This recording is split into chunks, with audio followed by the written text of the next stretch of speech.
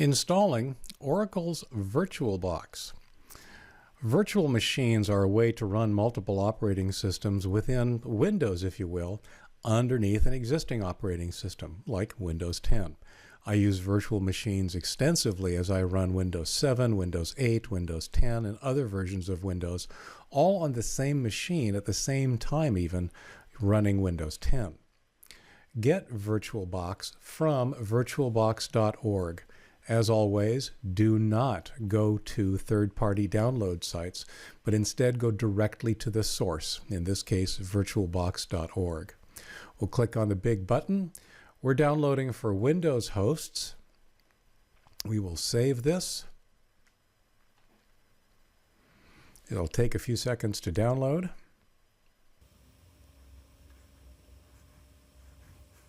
Once it has downloaded, we can go ahead and run it. Once it's running, we can minimize the browser to minimize distractions.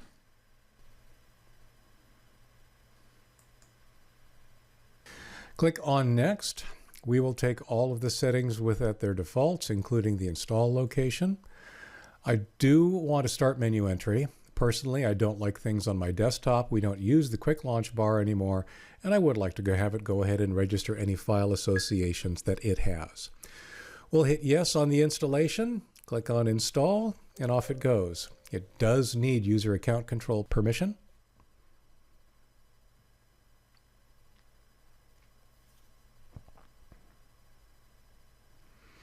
And we're going to go ahead and start it right now. And there it is. VirtualBox has been installed. Now, there's one more thing that's very easy to overlook, and I'm going to go ahead and close VirtualBox, because instead I'm going to go back to the VirtualBox download page and download this VirtualBox extension pack. It actually provides additional features that are not included in the base package, ostensibly for licensing reasons. So we'll go ahead and click on that. We can ignore this error. I'm not sure what the error is from, but as it turns out, we can ignore it. Just hit OK. I'm going to minimize my browser once again. We're going to go ahead and reinstall. I had reinstalled this once already. We can install it again. There is a lengthy license that you'll need to agree to. Like I said, I think that a lot of this has to do with licensing, the way things are packaged up. Another user account control. Let it install the extension pack. And now we have VirtualBox installed on our machine.